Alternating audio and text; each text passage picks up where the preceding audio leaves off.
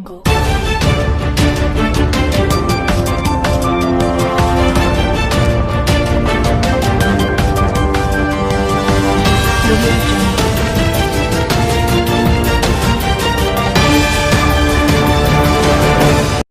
नमस्कार दोस्तों, आप देख रहे हो संदेश अभी तक अपने प्यारे दोस्त जसवीर दयाला के साथ। आज संदेश अभी तक की टीम पहुंची है साधकपुर वार्ड में। जी हां, गौरव डेढ़ा जी के यहाँ। जो गौरव डेढ़ा जी एक छात्र नेता भी रहे हैं और बाल्यकाल से ही ये स्वयंसेवक रहे हैं। आपका परिचय हम करा रहे हैं गौरव डेढ़ा जी से। गौरव जी, आपको नया नया दायित्व मिला है, आप क्या कहना चाहेंगे इस पे? नमस्कार। सबसे पहले मैं अपने संगठन और संगठन के लोगों का धन्यवाद देना चाहूँगा कि आप लोगों ने मुझे एक अहम दायित्व पे नवाजा और मुझे एक जिले का युवा मोर्चा के तौर पे जिम्मेदारी दी गई। तो आगे मेरी यही रणनीति है कि हम लोग जिले के अंदर काम करें और संगठन को मजबूत करें और दिल्ली के अंदर जो भी एक झूठ फरेब की सरकार है इसका पर्दाफाश करें। तो अभी तो यही है हमारा, और जो संगठन से हमें आदेश होगा, संगठन जिस भी प्रकार से। नमस्कार। सबसे पहले मैं अपने पत्रकार बंधु आप लोगों को हार्दिक धन्यवाद देता हूँ। आप आ जाइए और हम लोग बैठ के आज एक ऐसी चर्चा करेंगे।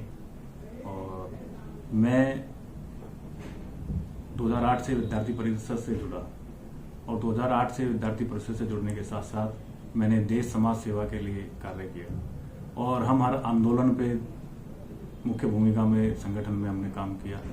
तो हम देखते थे कि भाई विद्यार्थी परिषद में हम बिना निस्वार्थ भाव के काम करते थे। तो एक संगठन मुझे ऐसा लगा कि भारतीय जनता पार्टी ही वो एक ऐसा एकमात्र इकलौता संगठन है जो देश के लिए, समाज के लिए निस्वार्थ भाव से काम करता है।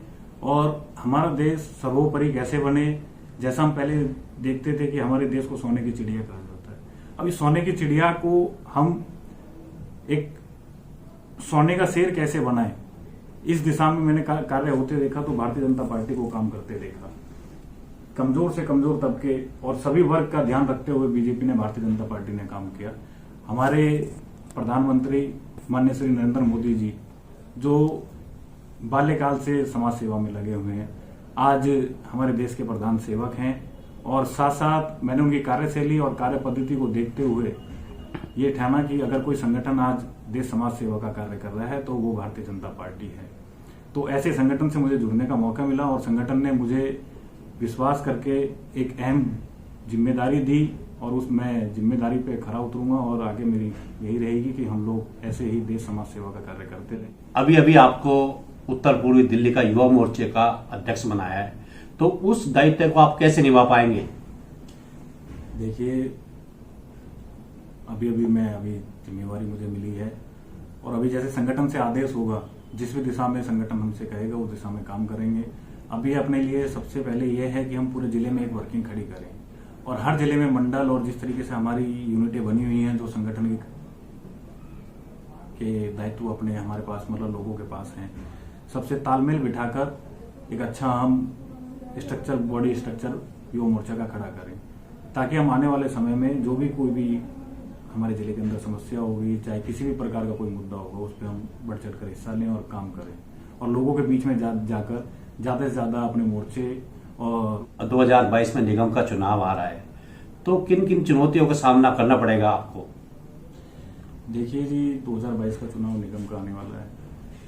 संगठन पूरी ताकत के साथ चुनाव में उतरेगा। सबसे पहले हमारे पास दिल्ली की जनता के सामने, हमारे जिले की जनता के सामने एक चुनौती यह है कि हम जो आज दिल्ली की सरकार में एक अरविंद केजरीवाल नाम का एक भ्रष्टाचारी जो एडो पे अपने लाखों करोड़ों रुपए खर्च कर देता है, जनता के बीच में कुछ नहीं है, लोग लुभावन वादे करके गरीब जनता का, आम जनता का शोषण कर रहा है।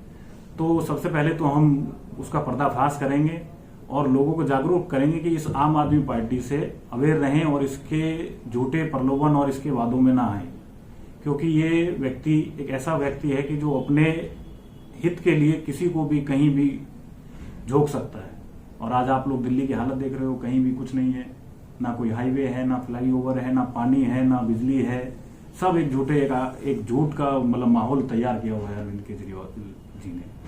तो यही है हमारा टास्क कि अरविंद केजरीवाल जी का हम पर्दाफाश करेंगे। अभी आप देखेंगे कि जी दिल्ली एमसीडी के 13,000 करोड़ रुपए अरविंद केजरीवाल जी के पास है और वो अरविंद केजरीवाल जी उस 13,000 करोड़ रुपए को दबा के बैठेंगे। जब तक पैसा नहीं आएगा तो दिल्ली में काम कैसे होगा। और कभी भी कुछ भी किसी भी मुद्दे पे बात करें तो उनके पास ये बहाने वो बहाने। आज दिल्ली त्रस्त है कोरोना के कारण से। आज भी उनके पास कोई दिल्ली को लेकर कोई रोड मैप नहीं है, कुछ भी नहीं है।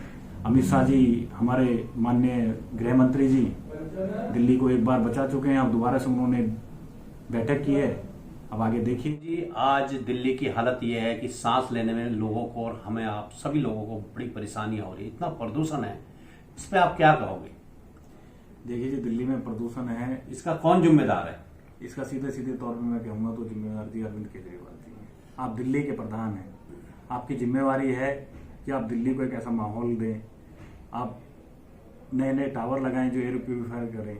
आपने अब तक अपने पिछले 6 साल की सरकार में कोई ऐसा ठोस कदम नहीं उठाया है और प्रदूषण के नाम पे आप ले दे के एक ही बात को सामने ले आते हैं कि दिवाली में पटाखे नहीं फोड़ने और आपके पास इसके अलावा कोई एजेंडा नहीं है।